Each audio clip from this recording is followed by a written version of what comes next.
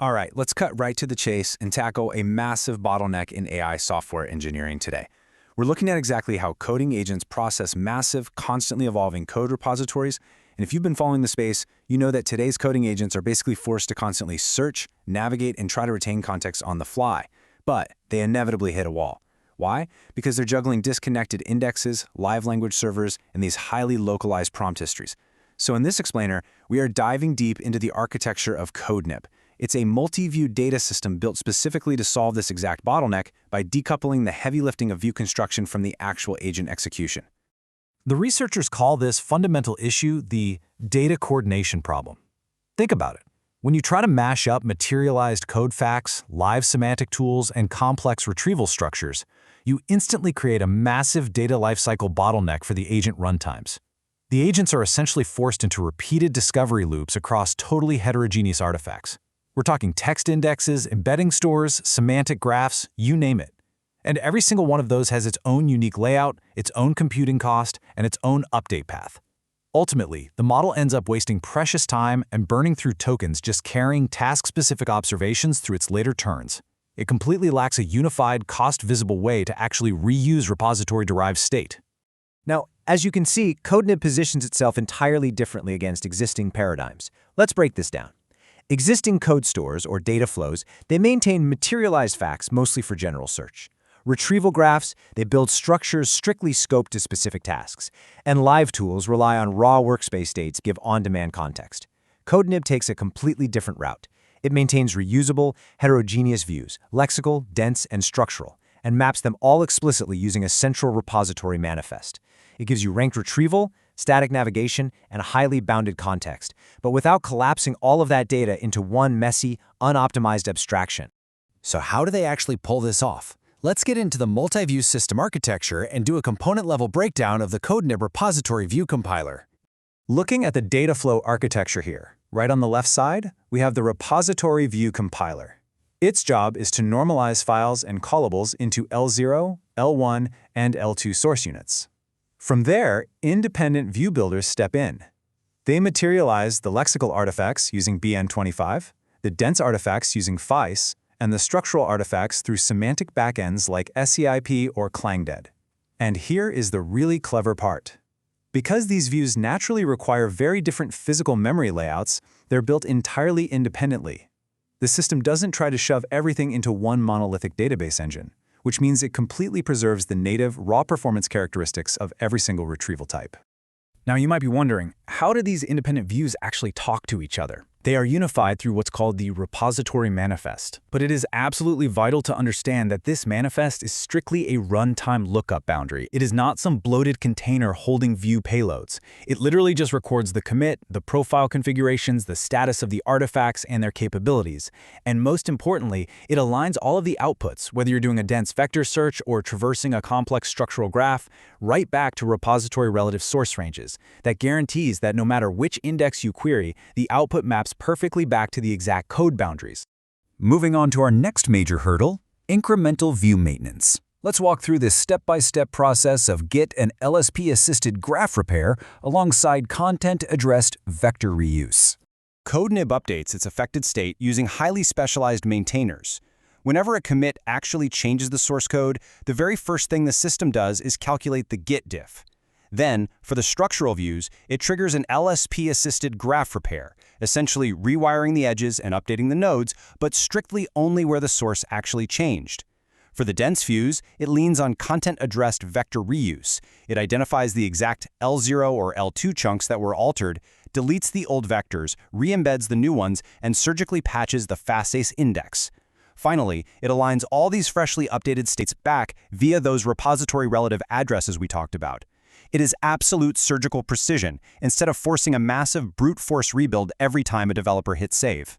But of course, how do we know these surgical updates are actually accurate? To prove it, the researchers set up a really rigorous offline evaluation methodology. They took the outputs of these timed incremental updates and directly compared them against complete, independent offline rebuilds of the fresh target. This separation is totally key here. The comparison mathematically guarantees output fidelity, proving the incremental patch perfectly matches what a from-scratch build would give you, but they kept all of this verification logic completely off the critical latency path of the maintainer itself. Next up, let's explore the cost-visible agent runtime and see how these pre-built, reusable repository views actually connect right into the agent loop. When the agent runtime kicks into its session setup phase, the system reads that central manifest and loads only the strictly required pre-built views into process local memory.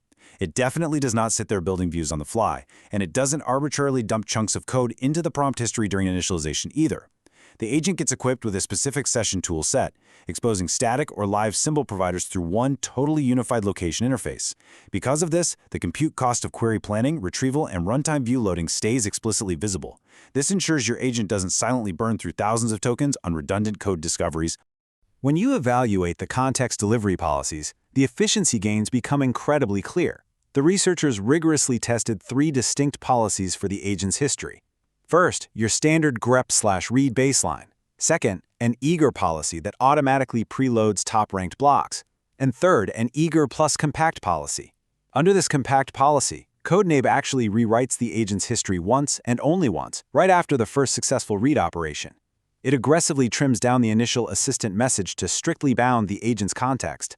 And it does this without degrading the retained read content or impacting the quality of the final answer one bit. All right, let's get into the hard numbers. We're moving into the empirical evaluation results to look at the quantitative performance multipliers they achieved across 100 repository snapshots. When you look at source-changing transitions where the outputs perfectly matched an independent from-scratch rebuild, CodeNib's LSP-assisted graph repair pulled off a median speedup of 8.7x. This is huge because it empirically proves that complex structural context can be maintained interactively in the background without stalling out the coding agent. And for the dense views, the performance gains are even more extreme. By utilizing content-addressed vector updates on those exact same source-changing transitions, they hit a massive 25.4x median speedup. By intelligently dodging redundant embedding calls and just surgically patching the vector index, the system drastically slashes the latency required to keep semantic context totally fresh. The team also evaluated symbol navigation by pitting CodeNib's static navigation directly against live language servers like ClangD and GPLS. The result? The static navigation successfully reproduced the live server's normalized path and start line outputs exactly 63% of the time across a sample of 1,000 requests. Now keep in mind, this means the static provider acts as a highly optimized conditional capability, not a 100% unconditional replacement for a live workspace. That's exactly why the manifest meticulously tracks capability availability in the first place. But the crucial takeaway here is what happens when you hit that 63% matched subset. When the static provider already has the data ready to go, it delivers a 4.7x median per request latency speedup over querying the live server. You are entirely bypassing the massive overhead of live server state synchronization whenever you're navigating these matched semantic relationships. Now let's talk API token consumption, because this translates directly to cost. CodeNib's eager plus compact policy operates using 50 to 87% fewer trajectory tokens than the standard paired grep read baseline, and that held true across 5 completely different language models. It achieves this massive token reduction while strictly preserving localization margins, so the agent's accuracy in actually finding the right code doesn't drop at all, but the payload cost just plummets. Bounding the history and applying that one-time compaction drastically reduces API costs. By injecting those top-ranked candidates eagerly up front and then instantly compacting the history the moment the agent successfully navigates, CodeNib essentially scrubs all the redundant exploration bloat right out of the prompt. The model retains 100% of its structural awareness without forcing you to pay the severe token penalty of rereading massive, uncompressed file trees turn after turn. Finally, checking out the dense retrieval physics. The researchers ran dense index ablations, evaluating standard flat exact search against approximate nearest neighbor algorithms, specifically IVF and HNSW. By isolating the construction, the search, and the approximation steps, they proved that using HNSW provides sub-millisecond query performance over flat scans while still strictly hitting a 95% recall margin. At this repository scale, that sub-millisecond saving completely justifies the upfront compute cost of index construction, especially if your agent is going to execute multiple semantic queries against the exact same commit snapshot. So we've clearly seen how CodeNib dismantles the data coordination problem from the ground up, by turning complex repository context into these reusable, independently maintained views and completely separating the view construction from the agent execution. The limits of how we serve context are pushed incredibly far outward. So the final question we have to leave you with today is this. As these explicit validity boundaries finally allow us to scale context without endlessly scaling latency or token costs, what entirely new, massive architectures of autonomous coding tools is this going to unlock? Thanks for exploring the deep mechanics of CodeNib with us in this explainer.